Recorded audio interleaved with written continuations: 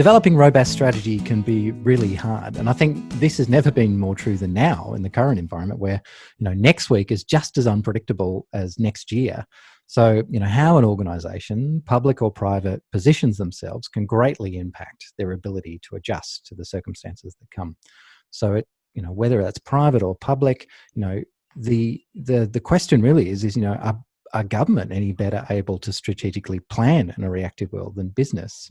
Are we getting to the point where strategic planning just gives way to responsive management, where it doesn't really matter about how good you are at avoiding it? It's all about rewarding people who are good at getting you out of it. In this podcast, we want to talk about if strategy still is important, whether strategy is still necessary, and the challenge of strategic planning for government in an increasingly reactive world. And to help me answer those questions, I'm joined by Stan Krpan, CEO of Solar Victoria. I've known Stan for more than 10 years. He was brought in to review one of the world's oldest environmental regulators. I've always known him to be very upfront and honest, and he's known as a very hardworking leader across government. He spent 7 years as the CEO of Sustainability Victoria. He was the CEO of the Cladding Task Force, and he's the chair of the Social Enterprise Info Exchange. So Stan gets the challenge and this balance between current and future needs and strategic planning, and is a person well placed to have the conversation with. So Stan, thank you so much for taking the time. G'day, Adam. Nice to see you again. So Stan, do we need strategy anymore in this reactive world we're living in? Absolutely. I actually think strategy is more important now than ever. I think it's a different sort of strategy, and the strategic planning process is going to be different. Obviously going to need to be more agile, but I do think, those fundamental things about where are we heading? What's our purpose? What's our unique value proposition? What are we open to? What do we say no to? More important now than ever. Do you reckon the reactive context that we find ourselves in has put more pressure on strategy and strategy development processes? I think to the extent that you've got to be disciplined about what's really important to your business or your organisation, what are you actually there to do? As I say, what is it that's not going to get done if you're not doing your job brilliantly? And for us in government, whether it's Info Exchange, where I'm chair as a social enterprise, we're all more agile. We're all trying to deal with uncertainty. And, I think strategic planning and strategies are there to help you through those circumstances, even though you couldn't have predicted, by any stretch, the circumstance that we're living through now. That sort of beacon that says, this is what we're here for, this is where we're heading, these are our customers, are really important, I think. Their needs are going to be different. Well, yeah, and in terms of putting a peg in the ground and saying we're heading in this direction, what's your sense and experience in government around actually, we might need to pull that peg up and move it 6 feet that way? How much are people going, gee, what we thought we should do is wrong? Or how much are people saying, actually, no, our mission hasn't changed, let's just soldier on?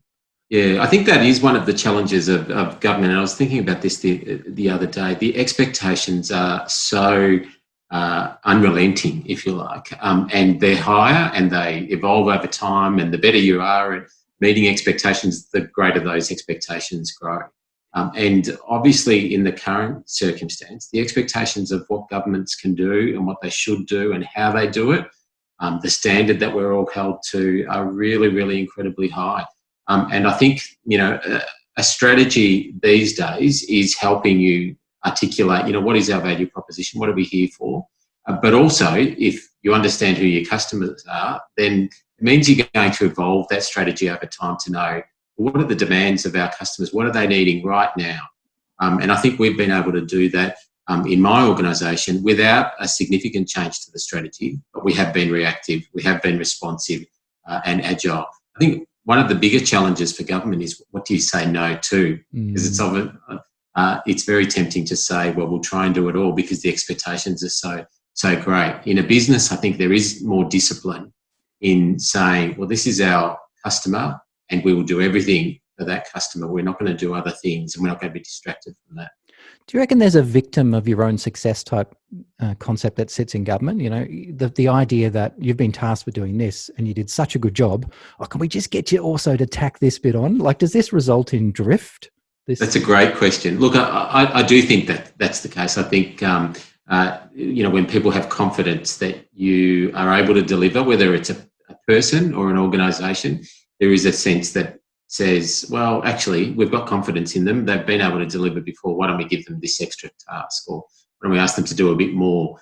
And to be honest, I see merit in that to some extent, because why would you build something new when you've got an established delivery model, particularly in an operational setting, if you like?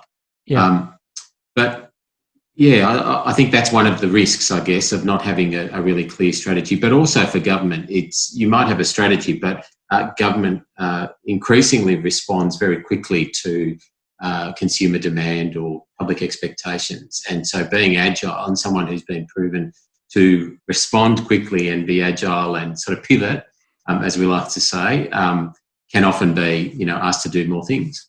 And how much of that then is drawing a dotted line and saying, okay, so this is our primary mission and focus, and you want us to do this, that's cool, but we're going to recognize this for what it is, a temporary departure, or how much do you go, well, we'll just absorb that into what the organization does now, and that's our new strategy? How do you manage that tension? So the way that I kind of think about it is that, what's changed for me in the last few years, even before COVID, is that the pace at which things change, the pace at which we're expected to respond, this whole sort of notion where, we actually, we laud agility, don't we? And that doesn't mean that we're responsive and we're all over the place. It just means we're able to pivot when we need to. So the way that I think about it is that the horizon, if you like, for a strategy, at least in my world, is shorter. So it might be a 2 or 3 year strategic plan or strategic framework. And you might have annual sort of increments where you'll refresh it and dust that off. And we do that both within my organisation, but also in Info Exchange, where I work as well, because we recognise that the pace is changing. And that doesn't mean that we're going to be really rigid and not respond. We will. But I think we're a bit more disciplined about thinking about what are those potential scenarios, whether they're upside or downside, and really thinking about what are our core capabilities and what are those, let's call them adjacencies. What are those adjacencies that we're interested in? What are those adjacencies that we would always say no to? Is the adjacency the nice to have? Is that the nice to have, yeah. Yeah. So if something's coming our way, if it's a merger or an acquisition, or whether it's a new product line in my current world with Solar Victoria, they're all nice to haves. And when you're ambitious as an organisation, when you're ambitious personally, and we lead a fantastic team at Solar Victoria, and all of us want to make a difference. And as you know, Adam, the temptation is just do everything you can. Yeah, completely. Do as much as you can to make that difference. Apart from being exhausting, that can sort of lead to mission creep and sort of dilute some of your focus. Well, and it's that we need challenge to guard against that. Yeah. Completely, because it's that whole thing: do 3 things well or 10 things badly. So how do you stay the course? Because so we acknowledge that, yep, there's times where you're going to slightly expand because you're the right person to do that. You're well placed. You've got the capabilities. Yeah. How do you draw the line to say, but that's as far as we can go? I think that's incredibly tough. I think the only advice that I would be giving is you've got to constantly reevaluate that. You've got to pull yourself out of it and have that conversation with your team, with your organisation about, what is our true purpose? What's our focus area? And then how does this align to that or not align? So that you're taking that time rather than just sort of being in the moment and just absorbing everything, which, as you just said, can really dilute you. And that this reactive notion. So businesses, rightly or wrongly, always seen as, oh no, their business are far better able to adapt and modify and pivot than government. How true is that? What's your experience of strategic planning from a government versus a business perspective? Yeah, look, I think the main difference, I think, is that expectation. I think government increasingly is much more responsive to public expectations, and as we know, those expectations are really high. And so I think government, particularly in the current circumstance, but even in the last few years, has demonstrated that it is agile, it can respond, it can be responsive and reactive to public expectations, to consumer demand, what's happening in markets. It's incredibly innovative in my experience as well. I don't think that sort of, and there's been famous examples of companies not getting this right. That sense of the public stakeholder, the community expectations, are not as apparent, I think, in corporate life as they are in public life, which is obviously much more open, transparent, open to criticism and that sort of thing. How that translates to strategy, I'm not quite sure, but I think there has been a demonstration in the last 6 months of things that people never thought possible. We run a contact centre that went to work from home in 2 weeks with 50 staff. A year ago I would have said that just wouldn't work. We've all demonstrated that is possible now. And that's interesting because that's not an example of reactivity changing the mission of the organisation. That's changing the capability of the organisation to deliver on its vision or deliver on its mission. And I wonder whether during these, because I've seen this as well with many clients and talking to people about, we never thought we could stand that new function up or move that to online or get our people working remotely, but we really can. Like, in your experience of being involved in the steady state version of government and also this more high pressure cooker model version of government, what is the key characteristics that's shifted that enabled people to go, oh, let's try this, or let's innovate, or let's do something different? What's changed?